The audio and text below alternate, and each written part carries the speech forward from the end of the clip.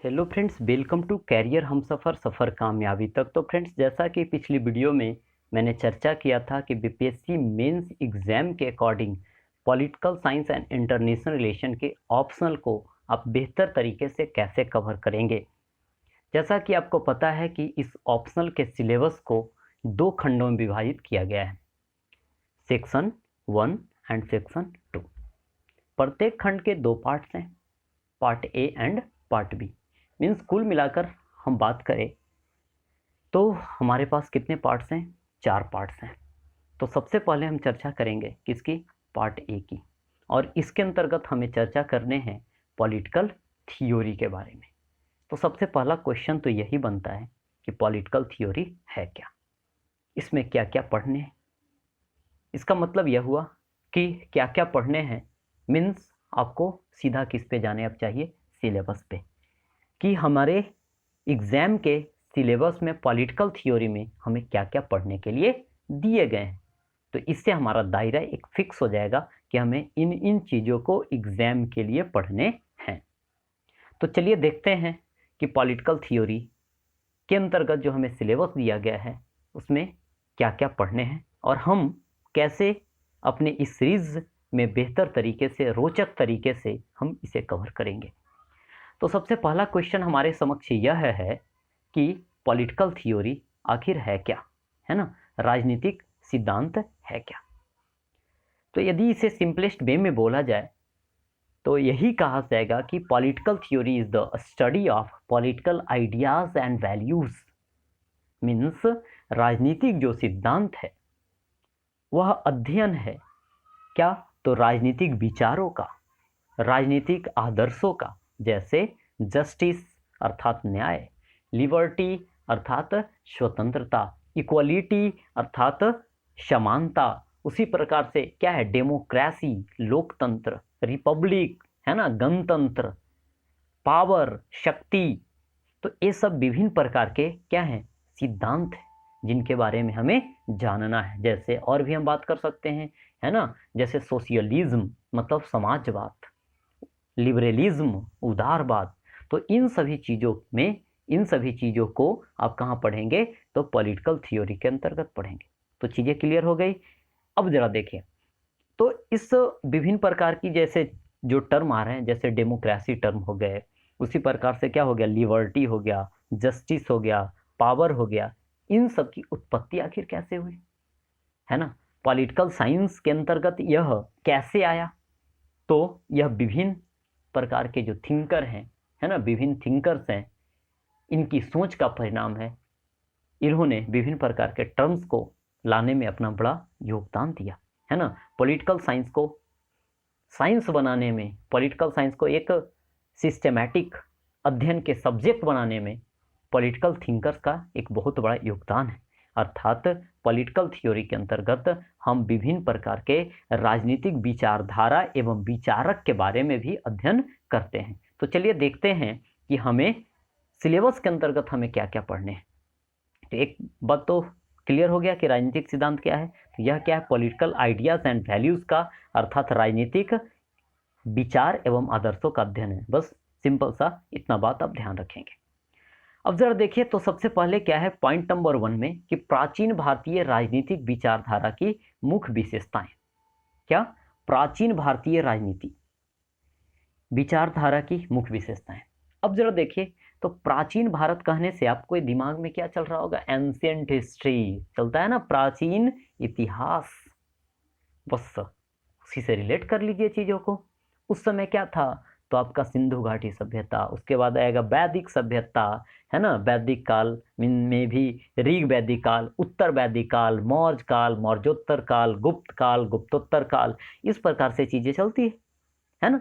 तो उस समय भारत की जो राजनीति थी उसमें किस किस प्रकार के विचारधारा पनपे, उस समय का समाज किस प्रकार के सिद्धांतों का पालन करता था, इन सभी चीज़ों के बारे में हमें क्या पढ़ने हैं? प्राचीन भारतीय राजनीतिक विचारधारा की मुख्य विशेषताओं के संदर्भ में हमें जानने हैं। अब जरा देखिए, तो जैसा कि आपको अभी भी पता होगा कि हमारी जो सामाजिक व्यवस्था है अभी भी पौराणिक है, पुरानी परंपराओं को क्या करती है, फॉलो करती है। इसका मतलब क्या है कि आज भी कई सारे ऐसे प्राचीन राजनीतिक विचारधारा हैं जो वर्तमान समाज में भी क्या है, प्रासंगिक है। अभी भी वह पौराणिक समय से अभी भी यह चले आ रहे हैं। इसका मतलब यह हुआ कि इन चीज़ों के बारे में हमें जानना ही चाहिए। अब ज़रा देखिए कि यदि आप जानते हैं तो आपको यह भी पता होगा कि उस समय क्या चला था, तो वेदों पे आधारित हमारी समाज व्यवस्था थी, है ना। उसके बाद है जो उसका रूप क्या होता चला गया, परिवर्तित होता चला गया, और आज हम लोग क्या हैं, गणतंत्रात्मक लोकतंत्रात्मक गणराज्य में अभी हम निवास कर रहे हैं। तो वहाँ से लेकर करके वर्तमान समय के बीच की आप तुलना करेंगे तो यह चीज़ें एकदम से स्पष्ट हो जाएगी। दैवीय सिद्धांत क्या है ना, मत्स्य न्याय क्या है, इन सभी चीज़ों के बारे में आपको यहाँ पे क्या करना है, डिस्कस करना है। यदि आप इसे अच्छे से डिस्कस कर पाते हैं तो आप बेहतर तरीके से किसे समझ पाएंगे, आप मनु को समझ पाएंगे। वही मनु जो प्रथम विधि निर्माता माने जाते हैं। यह सृष्टि की उत्पत्ति ऐसा माना जाता है किससे हुई है, मनु से हुई है ना। तो इनके संदर्भ में हम चर्चा करेंगे और इनकी एक प्रसिद्ध पुस्तक है मनु स्मृति, जिसमें 12 भाग हैं, 2600 से अधिक उसमें श्लोक हैं। इनमें से हम 12 भागों की चर्चा करेंगे और हम यह जानने का प्रयास करेंगे कि प्राचीन जो व्यवस्था थी वह किस प्रकार की थी। इन्होंने शासन प्रशासन को चलाने के लिए जिस प्रकार से आज क्या होता है, प्रधानमंत्री होता है, क्या राष्ट्रपति होते, मंत्री परिषद होता है, उस समय भी क्या था, मंत्री परिषद हुआ करता था। मंत्री परिषद की सलाह पर अभी राष्ट्रपति कार्य करते हैं, उसी प्रकार से पहले भी क्या मंत्री परिषद की सलाह से राजा काम किया करता था।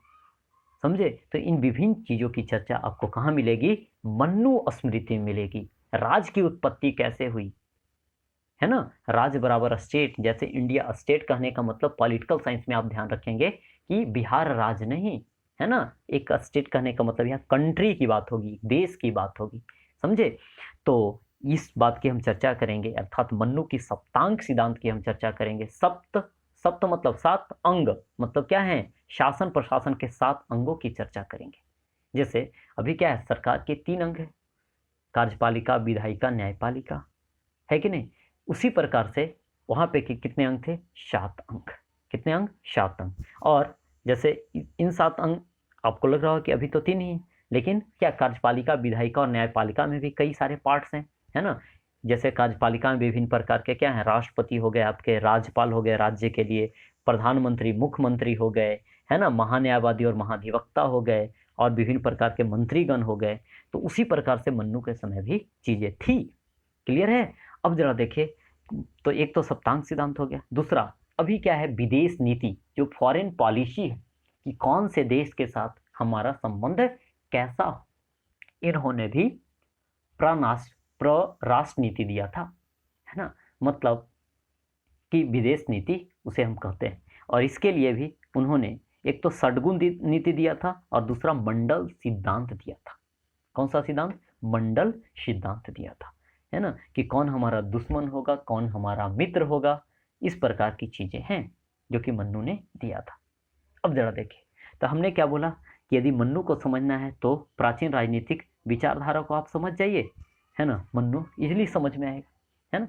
और यदि आप मनु को समझ जाते हैं तो कौटिल्य को आप इजीली समझ जाएंगे, क्योंकि कौटिल्य और मनु में काफी हद तक समानता है, बशर्ते कौटिल्य ज्यादा प्रैक्टिकल हो जाता है ना, ज्यादा व्यवहारिक हो जाता है, उसकी चीजें पटल पर दिखती है। तब तो चंद्रगुप्त को उसने क्या किया, भारत का राजा बनाया, भारत को, खंडित भारत को अखंड भारत बनाया, अफगानिस्तान तक क्षेत्र पहुंचाया, और सिकंदर जैसे विश्व विजेता खुद को कहे जाने वाले वीर को भी क्या, भारत में प्रवेश करने से क्या एक प्रकार से रुकवा दिया। तो कहने का मतलब यह है कि कौटिल्य कौटिल्य को और कौन से नाम से जानते हैं? तो विष्णुगुप्त के नाम से जानते हैं, है ना, या चाणक्य, इन्हीं को कहा जाता है। तो इनके संदर्भ में हम चर्चा करेंगे। और जैसा देखिए समानता किस प्रकार से, मन्नु ने सप्तांग सिद्धांत दिया था और सेम सप्तांग सिद्धांत कौटिल्य का है ना। फिर मन्नु ने क्या दिया था? तो मन्नु ने षटगुण नीति दिया, मंडल सिद्धांत दिया। तो कौटिल्य का भी षटगुण नीति और मंडल सिद्धांत आपको पढ़ने ही है। क्लियर है? तो कहने का मतलब यह हुआ कि मन्नु और कौटिल्य में काफी हद तक समानताएं हैं। इसका मतलब है कि मन्नु को पढ़ लिया आपने, यानी कौटिल्य को पढ़ लिया, कुछ केवल विचारधाराओं को हम थोड़ा सा अलग करेंगे, बाकी चीजें सेम है। तो क्लियर है? ध्यान यहाँ पे आप रखेंगे। आगे हम अब बढ़ते हैं। आगे क्या है अब कि प्राचीन यूनानी विचारधारा। यूनान, वही यूनान जहाँ का कौन था? सिकंदर था। सिकंदर के गुरु अरस्तु, और अरस्तु के गुरु कौन? प्लेटो, और प्लेटो के गुरु कौन? सुकरात। यह वही सुकरात जिनकी कहानी आपने बचपन में पढ़ा होगा कि वह क्या मीन्स अपने देश की न्याय के लिए, मीन्स लोगों की न्याय के लिए, देश की तरक्की के लिए उन्होंने क्या किया? सर्वस्व न्यौछावर कर दिया और अंततः उन्हें जहर का क्या प्याला पीना पड़ा। लोगों ने उन्हें जब दिया तो वह हंसते हंसते उस जहर के प्याला को उन्होंने स्वीकार कर लिया था। उसी का शिष्य कौन रहता है? प्लेटो। तो हम विस्तृत आगे चर्चा भी करेंगे कि इसका नाम प्लेटो क्यों पड़ा, है ना, और किस प्रकार से इसने पॉलिटिकल साइंस को अस्तित्व में लाया। तो इसकी पुस्तक भी है, जैसे सबसे इसकी प्रसिद्ध पुस्तक प्लेटो की बात करें, द रिपब्लिक। आज भी देखिए रिपब्लिक, रिपब्लिक मतलब क्या? गणराज। इसका मतलब गणराज अर्थात समझते ही हैं, है ना। उस दिन हमारे यहाँ क्या गणतंत्र दिवस मनाया जाता है, संविधान जिस दिन क्या हुआ था? पूर्णतः लागू हो गया था हमारा। तो कहने का मतलब यह हुआ कि प्लेटो ने पॉलिटिकल साइंस की जो उत्पत्ति है वेस्टर्न साइड से, उसमें काफ़ी बड़ा योगदान रहा प्लेटो का। उसके बाद है जो उसका शिष्य आएगा, कौन? अरस्तु। तो प्लेटो की विचारधारा को आगे बढ़ाता, लेकिन यह जो है प्लेटो थोड़ा सा प्रैक्टिकल कम होने के कारण से प्रासंगिकता किसकी आगे बढ़ जाती है? किसकी बढ़ जाती है? अरस्तु की। अरस्तु जो है ज़्यादा प्रैक्टिकल है। प्रैक्टिकल कहने का मतलब समझ रहे हैं कि जो हकीकत वाली बातें हैं, है ना, जो हकीकत वाली बातें हैं वह है जो आपको किस में दिखेगा? तो अरस्तु में दिखेगा। यही कारण से पॉलिटिकल साइंस का फादर किसे कहा जाता है? अरस्तु को कहा जाता है। यह किसका गुरु है? सिकंदर का। और उनकी प्रसिद्ध पुस्तक जो कि क्या है? द पॉलिटिक्स, है ना। The politics is the book of Aristotle. अरस्तु को और भी आपको पता भी होगा कि जीव विज्ञान एवं जंतु विज्ञान अर्थात father of biology and zoology भी कहा जाता है। क्लियर है? तो इनके संदर्भ में हम चर्चा भी करेंगे आगे कि इन्हें पॉलिटिकल साइंस का फादर क्यों कहा जाता है। यह इंटरव्यू में भी क्वेश्चन पूछे जाते हैं। आपसे पूछे जाएंगे कि आपका फेवरेट थिंकर कौन है ना। तो आप कहेंगे पढ़ने के बाद अरस्तु, प्लेटो इत्यादि बोलेंगे। उनके द्वारा क्या पूछ दिया जाता है कि बताइए मन्नु और कौटिल्य क्यों नहीं है? समझे? तो सब आपको डिफेंड करना आना चाहिए। तो नॉलेज होगा तो आप इजिली कनेक्ट कर करके चीज़ों को आप डिफेंड करने की स्थिति में होंगे। कई लोग बोलते हैं क्या कि interview is the only the test of personality, but personality comes from knowledge. Means आपके पास नॉलेज तो होनी ही चाहिए। चलिए अब आगे हम बढ़ते हैं। तो देखिए यूरोपीय मध्ययुगीन राजनीतिक विचारधारा की समान विशेषता। तो देखिए पहला तो इंडियन के बारे में, दूसरा यूनानी, और फिर हम यूरोप के पास पहुंचेंगे। वह भी मध्ययुगीन। मध्य मतलब मिडिल, समझ रहे हैं। मेडिएवल हिस्ट्री आप समझते होंगे, मध्यकालीन भारत, तो उसी प्रकार से वही काल के आसपास समझेंगे, है ना।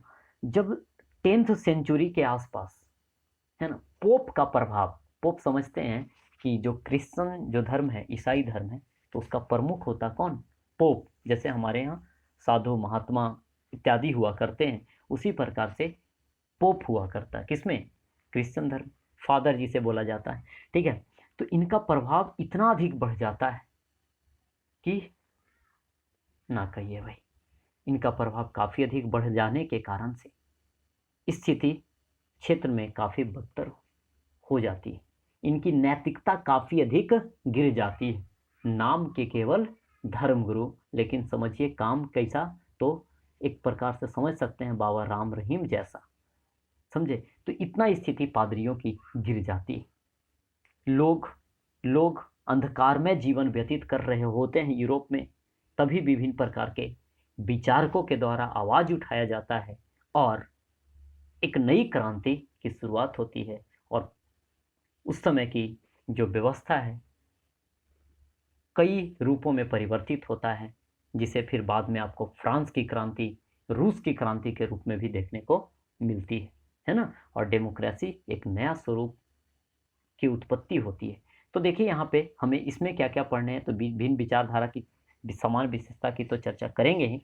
इसमें पढ़ने हैं हमें सेंट थॉमस एक्विनास के बारे में, पादुआ के मार्सी ग्लियो के बारे में, फिर मैंकियावेली। यहीं से आपको परिवर्तन देखने को मिलेगा प्रमुख रूप से।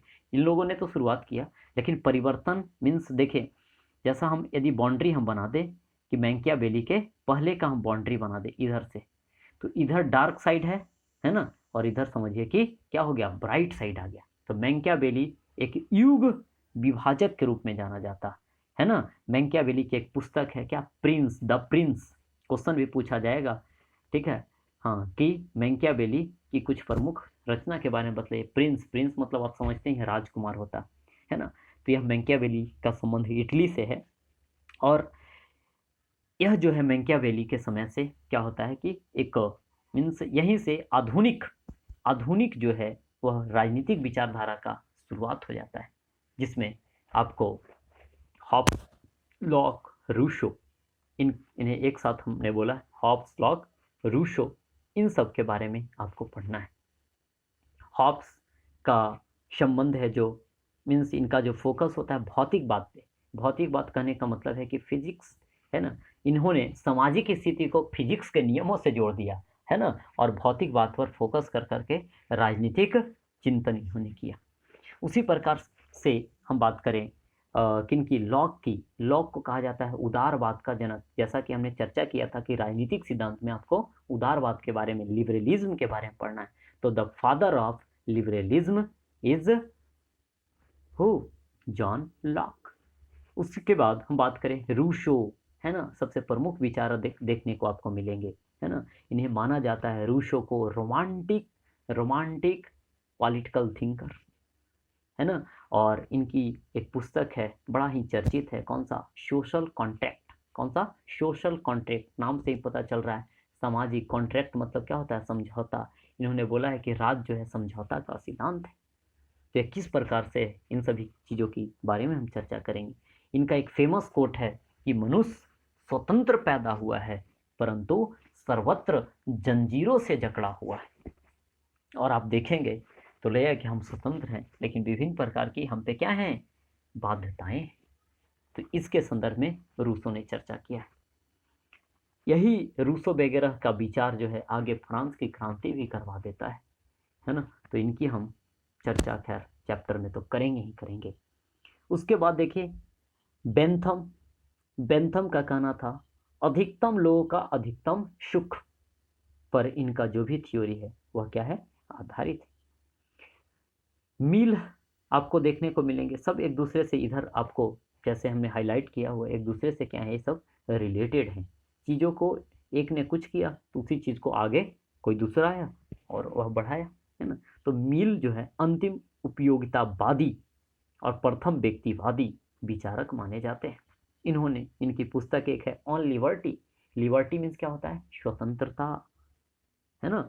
लिबर्टी मीन्स स्वतंत्रता। तो स्वतंत्रता के संदर्भ में एक सबसे बेहतर कंसेप्ट शुरुआती दौर में दिया, वह किसने दिया, मिल ने दिया, जेस मिल ने दिया। लेकिन मिल की बात को आगे बढ़ाया किसने, ग्रीन ने। और सबसे पहले सकारात्मक, है ना, सबसे पहले सकारात्मक हम बात करें और स्वतंत्रता की चर्चा किया, वह किसने किया, टीएच ग्रीन ने किया।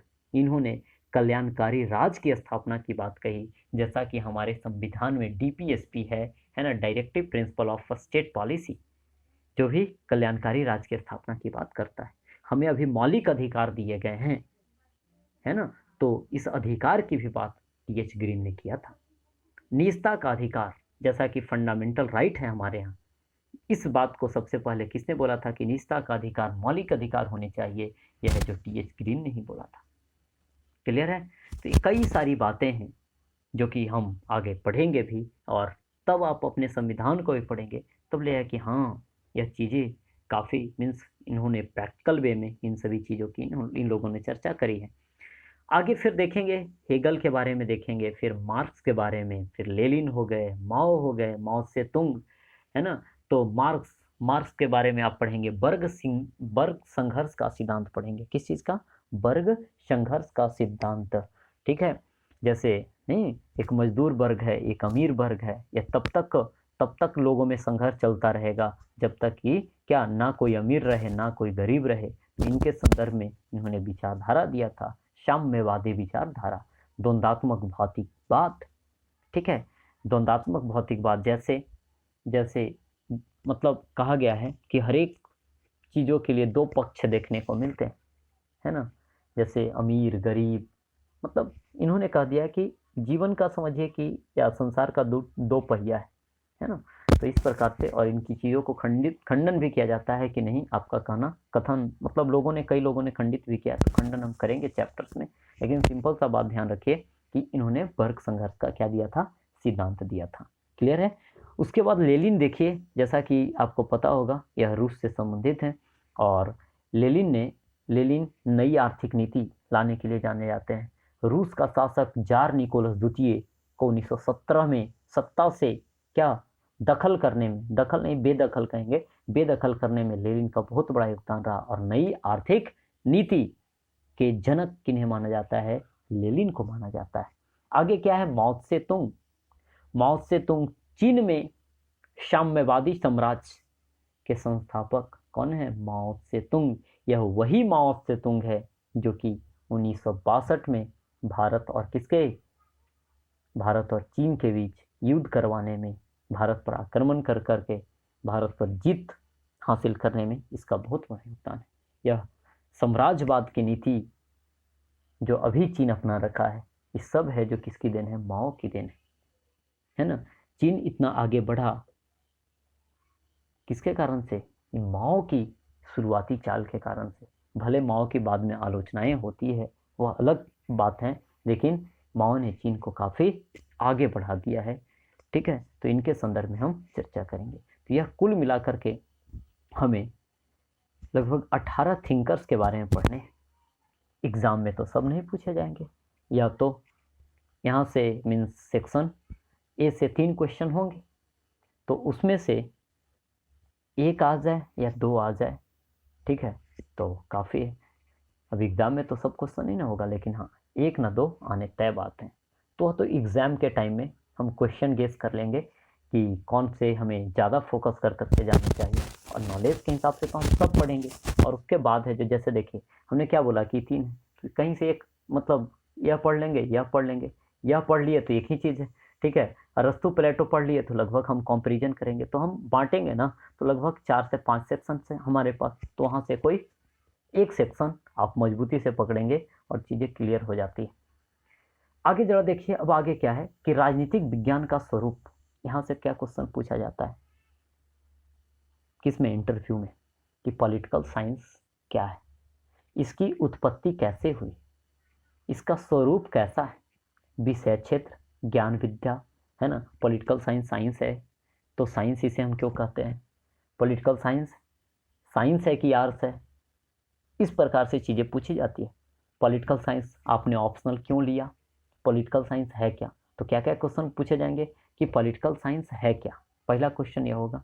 दूसरा क्वेश्चन और क्या बनाया जा सकेगा कि पॉलिटिकल साइंस की उत्पत्ति कैसे हुई। तीसरा क्वेश्चन कि इसका विषय क्षेत्र क्या है। फिर अगला क्वेश्चन क्या बनाया जा सकेगा कि पॉलिटिकल साइंस है या आर्ट्स है। अब इन सभी बातों को आपको जस्टिफाई करने होंगे। पॉलिटिकल साइंस आप देख पाएँ तो एक परंपरागत और समसामयिक बराबर हो गया करेंट, मतलब है कि पुरानी और वर्तमान की जो अध्ययन के विषय हैं, इन सब की तुलना आपको करना होगा। व्यवहारवाद और उत्तर व्यवहारवाद की चर्चा आपको करनी होगी। राजनीतिक विश्लेषण, प्रणाली सिद्धांत और अन्य जो नए नए दृष्टिकोण हैं राजनीतिक विश्लेषण के, उसके संदर्भ में चर्चा करना ही है। साथ में आपको कौन सा मार्क्सवादी दृष्टिकोण के बारे में आपको पढ़ना है। तो इस सेक्शन के अंतर्गत सिंपल सा बात है कि राजनीतिक विज्ञान की उत्पत्ति, उसके विषय क्षेत्र, इन सभी के बारे में परंपरागत के साथ साथ वर्तमान स्थिति के बारे में हम चर्चा करेंगे। व्यवहारवाद में क्या होता है कि जैसे पहले क्या माना जाता था कि लोग या मनुष्य किस प्रकार के जीवन व्यतीत करते थे, तो जानवरों की जीवन व्यतीत करते थे। कब से दोनों में सेपरेशन देखने को मिला, तो ये व्यवहारवाद और उत्तर व्यवहारवाद। तो इन सब की हम चर्चा करेंगे। अगली पॉइंट आप देखें तो अगली पॉइंट है हमारे पास, आधुनिक राज का आविर्भाव और स्वरूप, प्रभुसत्ता का एकात्मकवादी और बहुलवादी विश्लेषण, शक्ति, प्राधिकार और पैठ। अब देखें तो इसमें सिंपल सा समझिए, क्या संप्रभुता आप समझते हैं? जैसे कि भारत एक संप्रभु राज्य, मीन्स यह होता है कि किसी भी मामले में, चाहे वह आंतरिक मामला हो या बाह्य मामला हो, है ना, इसमें किसी दूसरे का हस्तक्षेप नहीं होगा। किसमें? आंतरिक या बाह्य मामले के निर्णय में हम किसी दूसरे का हस्तक्षेप बर्दाश्त नहीं करते हैं। अर्थात हम इसमें खुद सक्षम हैं कि किससे हमें युद्ध लड़ने हैं, किससे नहीं लड़ने हैं, कहाँ पे हमें क्या धारा 370 लगाने हैं या हटाने हैं, सीएए लाने हैं, नहीं लाने हैं। इन सभी के संदर्भ में हमारा देश क्या है? संप्रभु है। तो इन्हीं सभी चीज़ों के बारे में पढ़ना है, इसके आधुनिक स्वरूप को। आधुनिक राज्य मतलब समझ ही रहे हैं कि अभी जो नए नए राष्ट्र बन रहे हैं, इनके संदर्भ में चर्चा करनी है। आगे जरा देखिए, आगे राजनीतिक बाध्यता, प्रतिरोध, क्रांति, अधिकार, स्वतंत्रता, समानता, न्याय। पहले भी हमने चर्चा किया है। अधिकार जैसे हमें क्या बोलने की स्वतंत्रता दी गई है। आर्टिकल 14 क्या करता है? समानता की बात करता है। आप जाएंगे सामाजिक न्याय, डीपीएसपी में आपको सामाजिक न्याय की बात करी गई है ना।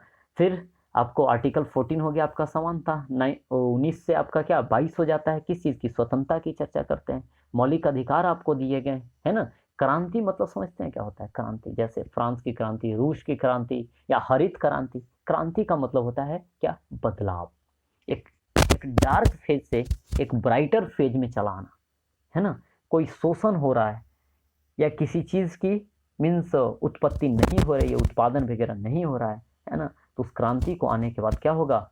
सडन चेंज आएगा उसमें, ठीक है। तो एक परिवर्तन, एकाएक परिवर्तन समझिए कि वही क्रांति कहलाता है। तो राजनीतिक बाध्यता क्या है, मीन्स उसमें क्या क्या अड़चनें आती हैं, आपका अधिकार क्या है, आपके पास क्या क्या स्वतंत्रताएं दी गई है, ठीक है। ऐसा नहीं कि आपको स्वतंत्रता दी गई तो आप किसी दूसरे के स्वतंत्रता का हनन करेंगे। तो कई सारी चीज़ें हैं जिसकी हम यहाँ पे चर्चा करेंगे। किस प्रकार से तीनों अलग हैं, किस प्रकार से तीनों में समानताएं हैं। अगला क्या है? प्रजातंत्र के सिद्धांत। प्रजातंत्र कहने का मतलब प्रजा बराबर जनता, तंत्र बराबर शासन, मतलब जनता का शासन, जिसे लोकतंत्र कहा जाता है। तो देखिए यहाँ से सबसे पहले कि लोकतंत्र है क्या, इसकी उत्पत्ति कैसे हुई और वर्तमान में किस प्रकार से यह प्रचलित है और इसमें क्या क्या मीन्स समस्याएं हैं। तो इन सभी चीज़ों के बारे में हम यहाँ पढ़ेंगे। इंटरव्यू में एक क्वेश्चन बना दिया जाता है कि प्रजातंत्र और लोकतंत्र दोनों में क्या डिफरेंस है। यदि आपको पता है तो आप कमेंट बॉक्स में हमें ज़रूर बताइएगा। हम चर्चा तो यहाँ करेंगे ही, ठीक है, लेकिन थोड़ी सी मैं बात बतला दूँ। राजा प्रजा, है ना, तो ऐसा लगता है कि हम पुराने युग में जी रहे हैं। राजा प्रजा, है ना, ऐसा लगता है कि हम किसी के अधीन। यही कारण से प्रजातंत्र को ऐसे नकारात्मक माना जाता है, ठीक है। बाकी हम चर्चा करेंगे आगे। आगे जरा देखिए, उदारवाद, है ना, उदारवाद का विकास कैसे हुआ, समाजवाद का विकास कैसे हुआ, इसमें लोकतांत्रिक समाजवाद क्या है, फेबियन समाजवाद क्या है, मार्क्स का समाजवाद क्या है, और फासिज्म जिसका जनक कहा जाता है किसे? मुसोलिनी को। मुसोलिनी कहाँ संबंधित है? इटली से संबंधित है। तो कहने का मतलब है कि कुल मिलाकर करके इतनी चीज़ों के बारे में हमें पढ़ना है ना। तो देखिए चीज़ें तो यहाँ पे कम लिखा है, लेकिन यदि इसका डिस्कशन किया जाए तो काफ़ी लंबा समय लगता है। तो उम्मीद है कि आपने बढ़िया से अभी तक सुना होगा और आपको काफ़ी मीन्स इस सब्जेक्ट के प्रति आकर्षण उत्पन्न हो रहा होगा। यदि आप इस सब्जेक्ट के प्रति आकर्षित होने लगे तो यह सब्जेक्ट आपको अ लॉट ऑफ नॉलेज तो देगा ही, और अ लॉट ऑफ आपके पास क्या होगा, नॉलेज के साथ साथ नंबर भी होंगे, मार्क्स भी होंगे। इसलिए आप इस सब्जेक्ट से थोड़ा लगाव लगा कर करके आपको काफ़ी यह बेनिफिट देने को है ना। एक तो IR आपका GS1 के लिए कंप्लीट होगा, पॉलिटी आपका किसके लिए, तो GS2 के लिए कंप्लीट होगा। तो समझिए कि यह चैप्टर मीन्स यह ऑप्शनल तो आपके लिए क्या है, फ्री का है ना। GS1 और 2 के लिए यह क्या होगा, वरदान साबित हो जाएगा यदि आप बेहतर तरीके से इसे पढ़ते हैं तो, और इंटरव्यू में तो गर्दा मार्क्स ला पाएंगे। यदि आप विभिन्न प्रकार की जो मैं तथ्य बोलता उन्हें आप एक इंटरव्यू के लिए अलग आप नोटबुक बना लेंगे, और जो क्वेश्चन मैं बोलता वहाँ पे आप नोट करते चलेंगे, है ना, ताकि जब आप मेंस क्वालिफाई कर जाएं तो आपको भाग दौड़ना पड़े और फिर से ऑप्शनल के प्रति टेंशन बढ़ाना ना पड़े। तो चलिए ठीक है, मिलते हैं अगली वीडियो में। और अगली जो हमारी चर्चा होगी वह किस पे होगी, तो प्राचीन भारतीय राजनीतिक विचारधारा की मुख्य विशेषताओं पे। तो उम्मीद है कि आप अपना सपोर्ट इसी तरह से बनाए रखेंगे, और किसी प्रकार का कोई डाउट हो आप कमेंट बॉक्स में हमें बेहिचक लिखें। साथ ही टेलीग्राम चैनल एवं टेलीग्राम ग्रुप है, उसे आप ज़रूर ज्वाइन कर लें, है ना। तो वहाँ से यदि आप ज्वाइन कर लेते हैं तो आपको एक तो PDF भी मिलेगा, और दूसरा क्या होगा, किसी प्रकार का डाउट होगा तो आप ग्रुप में लिख देंगे। साथ ही आप उसमें से मुझे पर्सनल मैसेज भी कर दे सकते हैं, किसी प्रकार का कोई डाउट होगा तो हम क्लियर कर लेंगे। चलिए तो मिलते हैं अगली वीडियो में, तब तक के लिए